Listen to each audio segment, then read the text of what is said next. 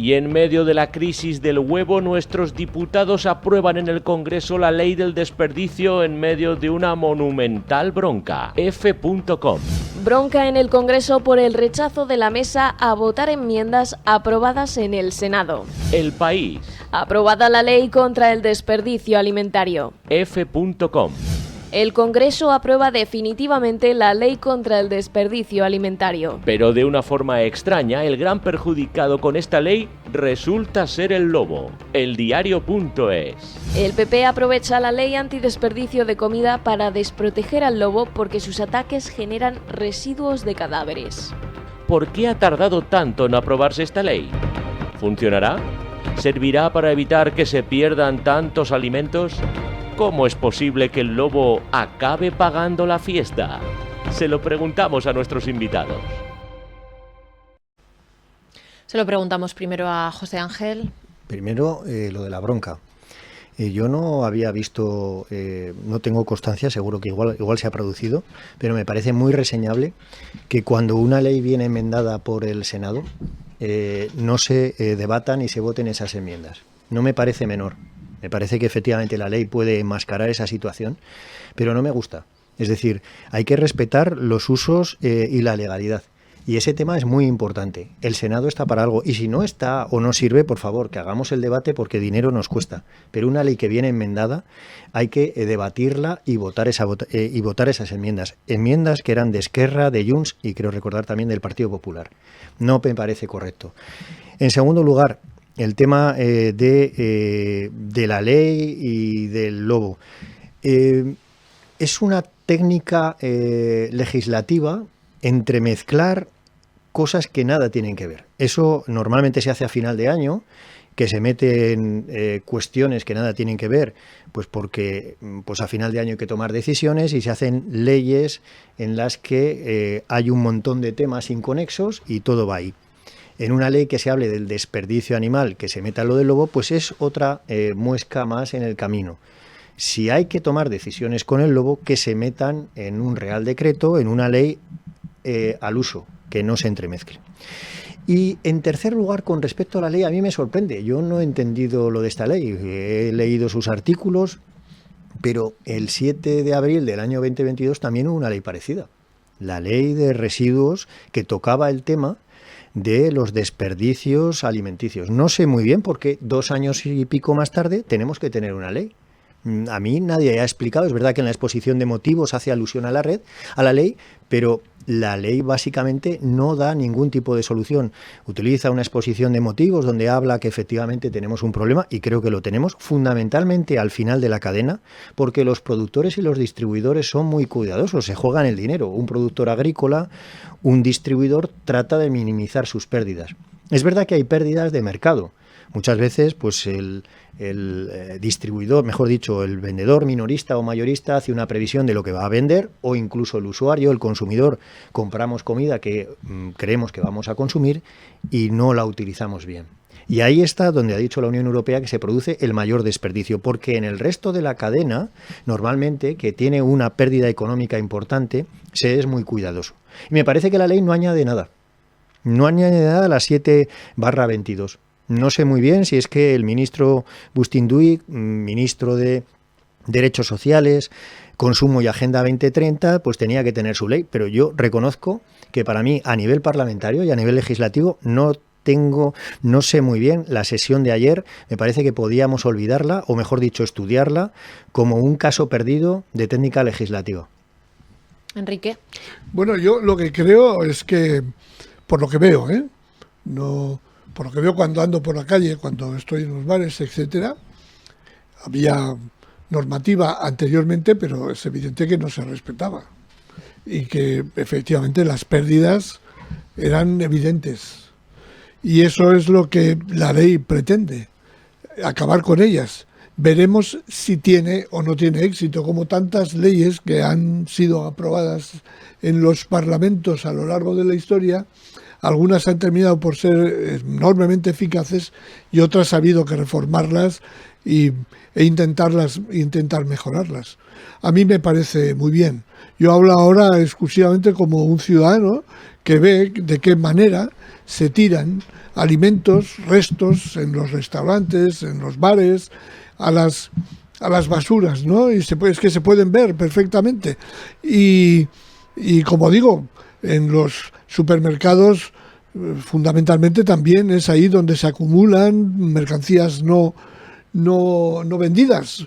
Antes has dicho, José Ángel, que la economía es una ciencia. No lo creo que sea una ciencia. Es una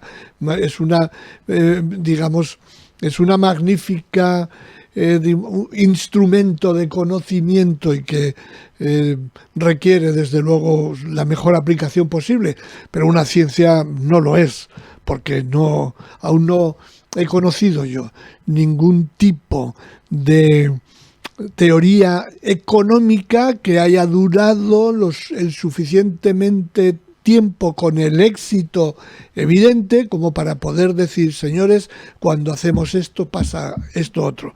A veces ocurre y a veces no ocurre. En cualquier caso, a lo que yo quería, a mí me parece espléndido que se haya aprobado una ley de estas.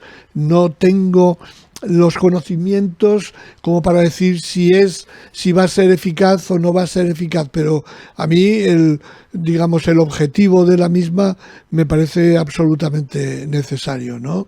Eso es lo que quería comentar. Lo de el lobo, por aclarar un poco más también para nuestros oyentes telespectadores, en una de las enmiendas se permite volver a cazar lobos al norte del Duero y por eso ha sido un poco también tintado como escondido, ¿no?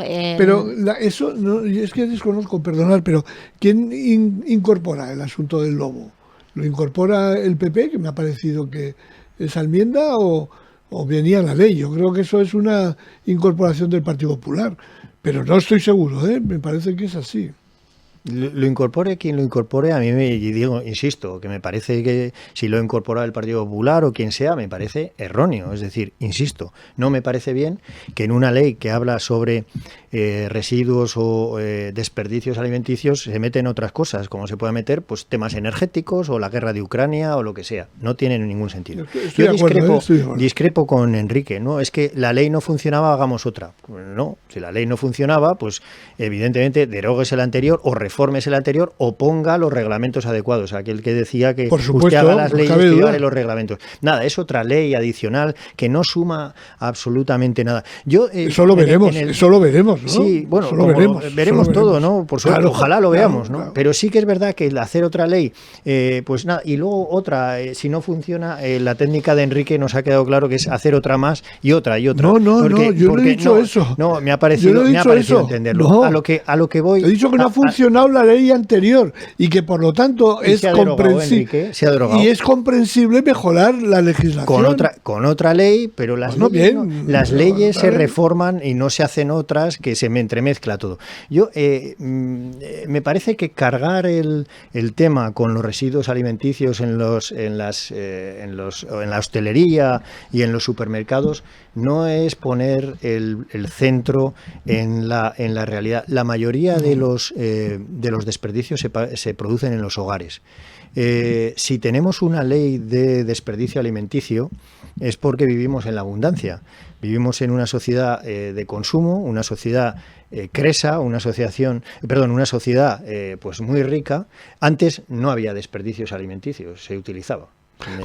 Se reutilizaban, ¿no? Pero ahora tenemos esa ley de abundancia y esa abundancia de los consumidores es la que deberíamos hacernos mirar, ¿no? Somos unos consumidores muchas veces muy adictivos y hay que tener cuidado. Pero eso que desde el punto de vista regulatorio se pueda indicar y se pueda mostrar, especialmente a los niños, especialmente a los jóvenes o a cualquiera, que tengamos cuidado con lo que consumimos y sobre todo con lo que compramos. Pero a mí me parece más interesante que busquemos medidas regulatorias que sean efectivas. Por ejemplo, pues todo lo que son indicaciones de precios o indicaciones de vías alternativas a esos productos que no se han podido colocar en el mercado, tratar de dar información para que puedan colocarse en otros mercados, por ejemplo. O, por ejemplo, mejorar lo que es la información de los consumidores en materia de consumir los alimentos. tratar de buscar, desde el punto de vista regulatorio, que los ciudadanos tengan la mejor información. Y con esa mejor información que obren en consecuencia. Pero, insisto, las empresas suelen tratar de minimizar todos sus costes. Pero cuando llegamos a los consumidores, que somos en Europa y en los países occidentales donde se produce el mayor desperdicio, ahí todo queda mucho más diluido. Me parece más importante centrarnos ahí. Brevemente, en primer lugar, yo no estaría tan seguro de que la información sea un factor determinante en el comportamiento de los consumidores, porque no es cierto. En general, hoy, y gracias exactamente a la Unión Europea, hay una serie de directivas que obligan a esa información, y de hecho viene en todos sus productos esa información. Ha habido una encuesta últimamente, si no recuerdo mal, en la que viene el porcentaje de ciudadanos que leen esa información. Yo no lo creo. Yo creo, sinceramente, creo más en lo que veo. Y lo que veo es efectivamente la abundantísima alimentación que sobra y que van a parar a las basuras. Eso es lo que fundamentalmente veo. Y por otro lado, no vivimos en la sociedad de la abundancia.